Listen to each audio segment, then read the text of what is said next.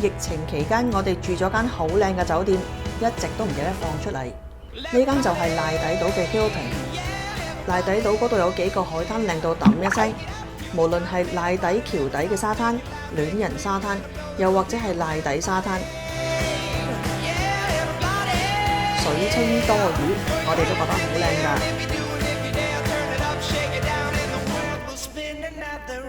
Hilton 喺最靚嗰個賴底海灘旁開咗間酒店，所以酒店房間望出去嗰個風景呢，都係靚到揼一聲㗎。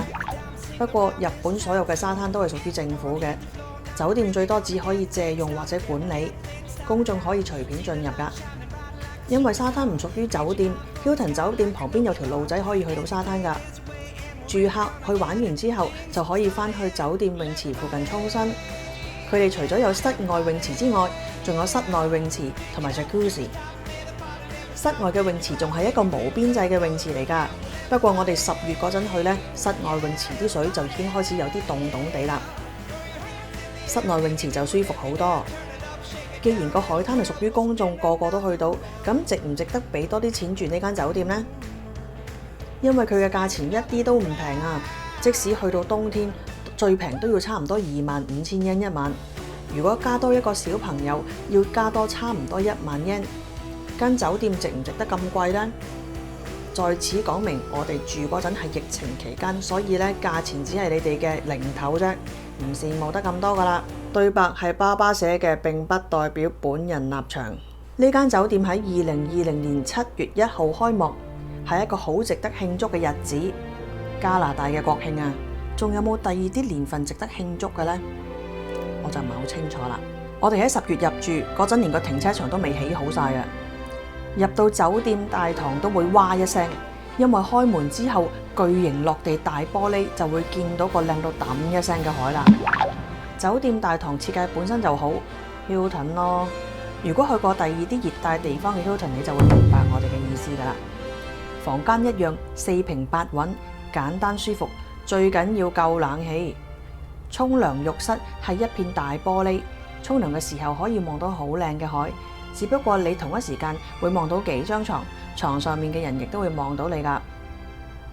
聽講有啲人見到咁嘅設計咧，就會半夜退房離開噶啦。呢一種普世設計，佢哋應該好難明白噶。賴底島基本上係一個荒島，上面嘅餐廳唔多，而且好早閂門。我哋揸個幾2個鐘頭車上嚟，都係想度假啫，冇理由揸翻去名護市區食飯噶。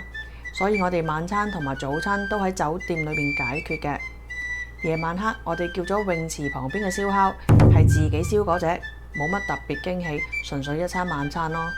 但係早餐就好好多啦，好豐富，裡面有好多種類都係日式，燒魚啊、燒肉子、麵豉湯。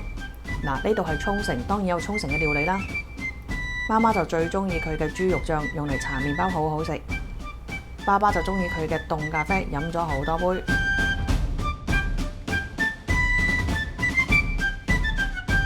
酒店同海之間嘅草地影相非常之靚，住客先至可以入嚟㗎。我哋都影咗無限咁多嘅相。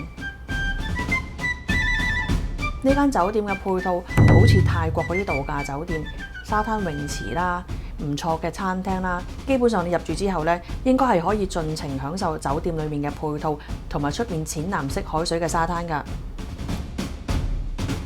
但係如果你哋要趕行程，純粹因為夜晚去完水族館入住，又或者第二朝起身食完早餐諗住浸下就走嚟水族館嘅話呢，呢間酒店就未必適合你啦。因為你哋俾嘅錢主要係酒店嘅配套，唔係淨係房間同埋幾張床同埋個玻璃浴室啊。呢度嘅日落都好靚㗎，建議大家黃昏嘅時候靜落嚟慢慢欣賞，享受下悠閒嘅假期。